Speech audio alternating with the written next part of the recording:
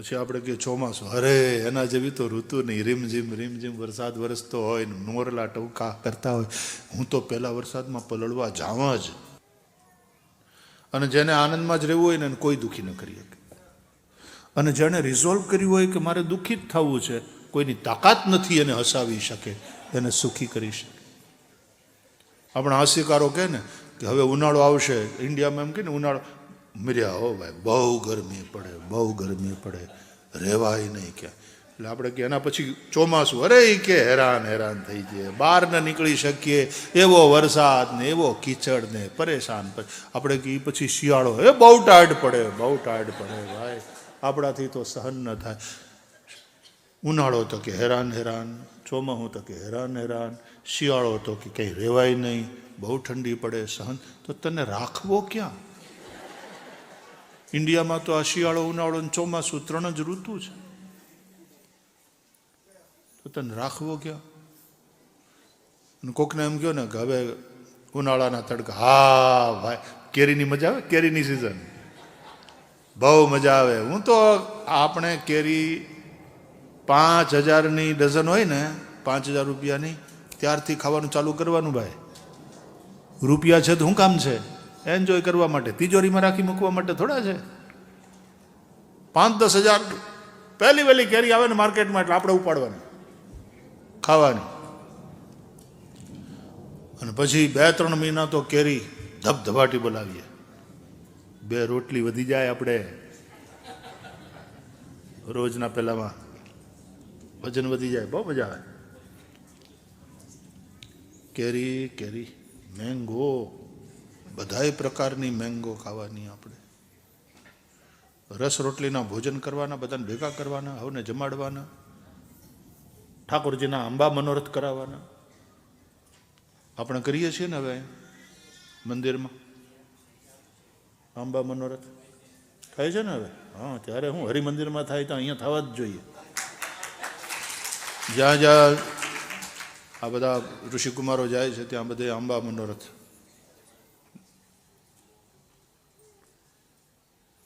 પછી આપણે કે ચોમાસું, અરે એના જેવી તો ઋતુ નહીં. રીમઝીમ વરસાદ વરસતો હોય ને મોરલા ટવકા કરતા હોય. હું તો પહેલા વરસાદમાં પલળવા જાઉં જ. બહુ મજા આવે ભાઈ, જળ તો જીવન છે બાપા. ચોમાસા જેવી ઋતુ નહીં. પછી આપણે એમ કે પછી શિયાળો આવે, અરે અડદિયા ખાવાની મોસમ. શિયાળામાં ભૂખે બહુ લાગે ને ખાઈએ એટલે પચી જાય, અને આપણે તો અડદિયા ખાઈને ગડદિયા જેવા થઈ જાય. શિયાળો એટલે શિયાળો, બહુ મજા આવે. હવે એક માણસને તમે આ 3 ઋતુની વાત કરો ને, 3માં આનંદ લેતો હોય, એની બાજુમાં તમે બેસો, તમે આનંદથી ભરાઈ જાઓ. અને ઓલો એવો બુઝાયેલો હોય. શિયાળો તો કે તો મર્યા, ઉનાળો તો કે તો મર્યા, ચોમાસું તક તો તને ક્યાં રાખવો?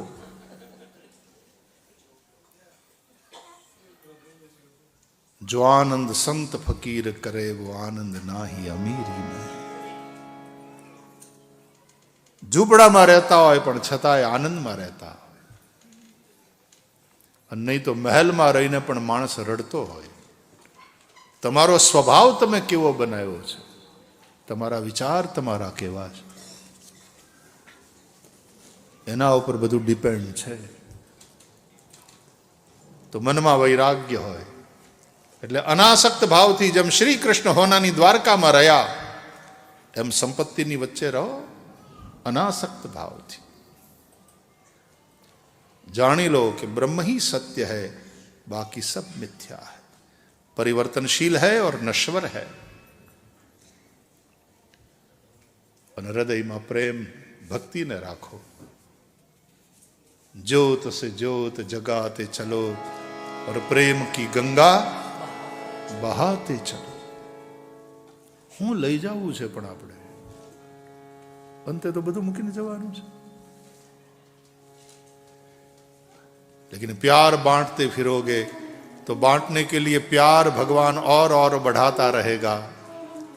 और जब जाओगे संसार से तो दुनिया याद करेगी कि एक प्यारा आदमी चला गया, एक प्यारा इंसान चला गया.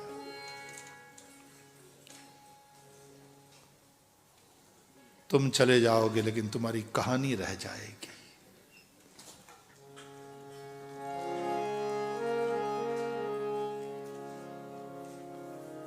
જ્ઞાન, ભક્તિ અને વૈરાગ્ય ત્રણેયની જરૂર છે. અને દેવર્ષિ નારદે એ કામ સનતકુમારોના દ્વારા શ્રીમદ ભાગવતની કથા કરાવી ગંગાને કાંઠે, અને આ મિશન સફળ થયું શ્રીમદ ભાગવતથી. જ્ઞાન, ભક્તિ અને વૈરાગ્ય ત્રણે સુખિયા થયા. જમનાજીને કાંઠે જ્યાં જ્ઞાન અને વૈરાગ્ય સુતેલા પડ્યા હતા અને બૂઢા થઈ ગયા હતા, ગંગાને કાંઠે ભાગવતની કથા શરૂ થઈ અને ઓલા જ્ઞાન વૈરાગ્ય ત્યાં જાગ્યા જમનાજીને કાંઠે. માત્ર જાગ્યા એમ નહીં, એનો બુઢાપો જતો રહ્યો, ટીનેજર થઈ ગયા, કિશોર. અને માતા ભક્તિ પોતાના છોકરાને આવા નાચતા ગાતા હસતા રમતા, હાલો હાલો માં, હાલો આપણે કથામાં જઈએ. અને એ છોકરાઓ લઈ આવ્યા ભક્તિ દેવીને, જ્યાં કથા ચાલે છે ત્યાં. એટલે શ્રીમદ ભાગવત એવી કથા છે, એવું પુરાણ છે જે સુતેલા જ્ઞાન વૈરાગ્યને જગાડે, રડતી ભક્તિને પ્રસન્ન કરે, એવી આ કથા. અને દરેક પ્રકારના પાપથી મનુષ્યને મુક્ત કરી, જેમ આત્મદેવ બ્રાહ્મણનો દીકરો ધુંધુકારી પાપી, મહાપાપી અને મર્યા પછી પ્રેત યોનીને પામેલો, પણ શ્રીમદ ભાગવતના કથા શ્રવણ માત્રથી એ બધા જ પાપમાંથી મુક્ત થયો અને ભગવાનના ધામમાં ગયો. કહેતા કહેતા કે ધન્ય ભાગવતી વાર્તા પ્રેત પીડા વિનાશિની સપ્તાહોપી તથા ધન્ય કૃષ્ણલોક ફલપ્રદ. ધન્ય છે આ ભાગવતી કથા, જે પ્રેત પીડાનો નાશ કરનારી અને શ્રી કૃષ્ણની પ્રાપ્તિ કરાવનારી. અને શ્રી કૃષ્ણ એટલે આનંદ, શ્રી કૃષ્ણ એટલે ઇનર હેપીનેસ, એની પ્રાપ્તિ કરાવનારી આ ભાગવતી કથા એ ધન્ય છે. આપણે એ કથાનો આનંદ લેવાના છીએ. જરા પ્રવેશ કરી લઈએ ભાગવતમાં. ઓમ શ્રી પરમાત્મને નમઃ. જન્માદ્યસ્ય યતોન્વયાદિતરતશ્ચાર્થેષ્વવિઘ્નસ્વરાટ તેને બ્રહ્મ હૃદાય આદિકવયે મુહ્યન્તિ યત્સૂરયઃ. તેજો વારી મૃદામ યથા વિનિમયો યત્ર ત્રિસર્ગો મૃષા ધામ્ના સ્વેન સદા નિરસ્તકુહકં સત્યમ પરમ ધીમહિ. સત્યમ પરમ ધીમહિ. સત્યમ પરમ ધીમહિ. સત્યમ પરમ ધીમહિ થી ભાગવતની યાત્રા ભગવાન વેદ વ્યાસ શરૂ કરે છે. તો આપણે પણ શ્રીમદ ભાગવત રૂપી આ અધ્યાત્મ દીપને અજવાળે आनंद यात्रा करीशु। इस तरह से यात्रा करेंगे, अकेले में मेले, और मेले में रहते हुए, संसार के जमेले में रहते हुए भी अकेले, यानी अपने एकांत में अपनी स्पेस ढूंढ लेना।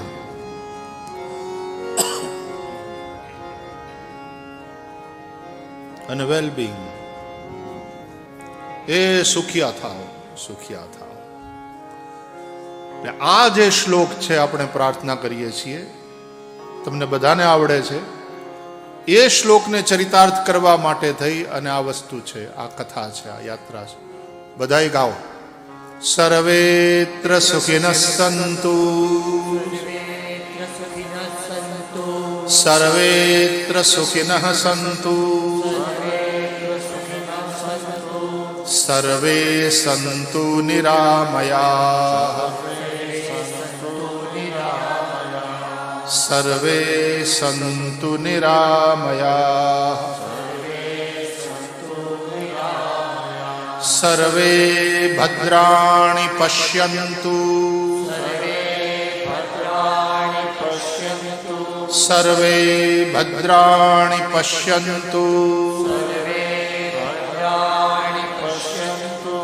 મા કશ્ચિત દુઃખ ભાગ ભવેત મા કશ્ચિત દુઃખ ભાગ ભવેત. આ જે આપણી પ્રાર્થના છે બહુ પ્રસિદ્ધ પ્રાર્થના છે. આ કથાની જે થીમ છે ને એ આ પ્રાર્થનાની જ છે. વેલબિંગ,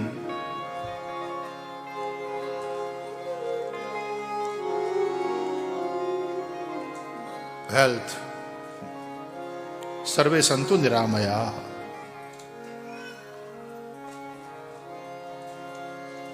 અને લોનલીનેસ નહીં. એકાંતમાં હોય તો આનંદ લેતા શીખો, બધાની હારે હોય તો મોજમાં રહેતા શીખો. બી હેપી, ડોન્ટ વરી. માં કશ્ચિત દુઃખ ભાગ ભવે. આ જે આપણી પ્રાર્થના છે એની જ વાત છે. આ પ્રાર્થના ભૂલી જાઓ તો દુઃખી થાઓ. આપણી સંસ્કૃતિ, આપણા ધર્મ અને આપણા ઋષિના આ વિચારોથી આપણે દૂર થઈ જઈશું તો અનેક પ્રકારના પ્રોબ્લેમ્સનો સામનો કરીશું. ઘણા બધા ઇસ્યુઝ ઊભા થશે. इसलिए ઓલવેઝ રિમેન કનેક્ટેડ ભાગવત સાથે, આપણા પુરાણો સાથે, રામાયણ સાથે, ગીતા સાથે. એટલા માટે જ કહ્યું નિત્ય સત્સંગ કરો, કરહી સદા સત્સંગ. ભાગ્યશાળી છે કે આપણને 7 દિવસ તો લાગે છે એકલું એકલું. તમે જુઓ તો ખરા કેટલા બધા ભેગા થયા આપણે પહેલે દિવસે. અને પછી ભેગા થવું છે, ભેગા રહેવું છે, ભેગા એ જમીને જાજો.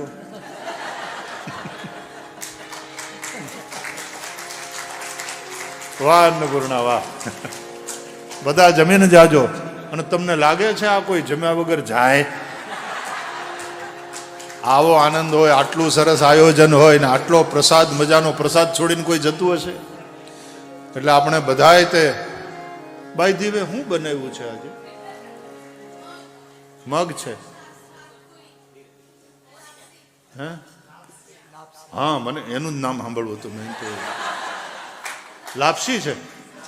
એટલે ઓલી લાપસી, ફાડા લાપસી? ફાડા લાપસી. એ ફાડા લાપસી છે. કોઈ જમ્યા વગર જાતા નહીં. તમને કથાની શરૂઆતમાં જ અમારી અન્નપૂર્ણાએ કહી દીધું. અન્નપૂર્ણે સદાપૂર્ણે શંકર પ્રાણ વલ્લભે જ્ઞાન વૈરાગ્ય સિદ્ધ્યર્થમ ભિક્ષામ દેહી ચ પાર્વતી માતા મે પાર્વતી દેવી પિતા દેવો મહેશ્વર બાંધવા શિવભક્તાશ્ચ સ્વદેશો ભુવનત્રયમ. મારી ફરે લોનલીનેસ, આપણે તો આનંદમાં છીએ. આનંદ में રહો. ભેગા થાવ, ભેગા થાવ. એકલું ભેગું કરી અને પછી એકલા ન ખાઓ. ભેગું કરો, ભેગા થઈને ભેગા ખાઓ. આ બધા આપણે ભેગા થઈને જમવાની વાત છે. અને આવો એ ભજો મુકુંદ માધવ મોરારી.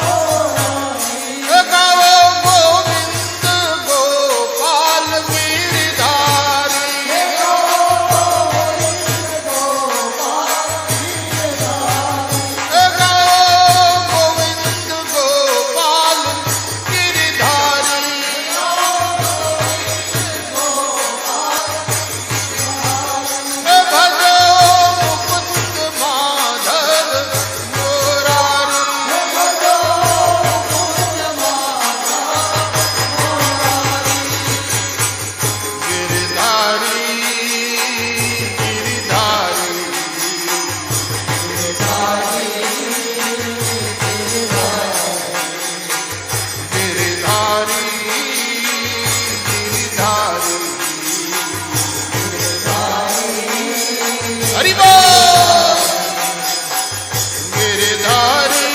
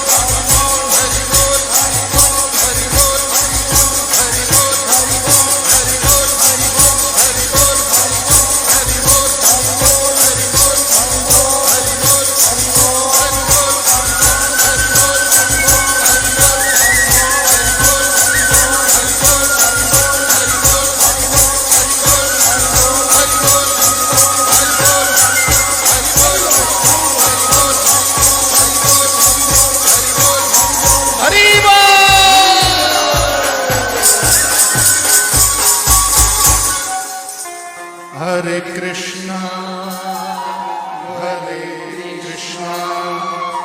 कृष्ण कृष्ण हरे हरे हरे राम राम राम हरे हरे हरि ભગવાન નામ સંકીર્તન સાથે આજે પ્રથમ દિવસની કથાને અહીંયા વિરામ. જેમ જેમ સમય જશે, યાત્રા આગળ વધશે, આપણો આનંદ પણ વધતો રહેશે. आइए कुछ सूचनाएं होंगी और तत्पश्चात आरती भाव और प्यार से जय घोष करें. श्री द्वारिकाधीश की जय, श्री गोवर्धननाथ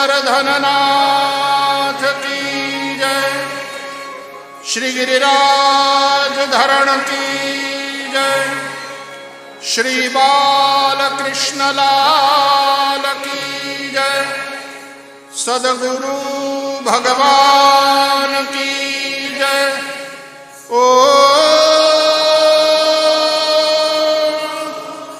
नमः पार्वती पतये हर हर महादेव हर. जय जय श्री राधे, जय जय श्री राधे, जय जय श्री राधे. श्री वृंदावन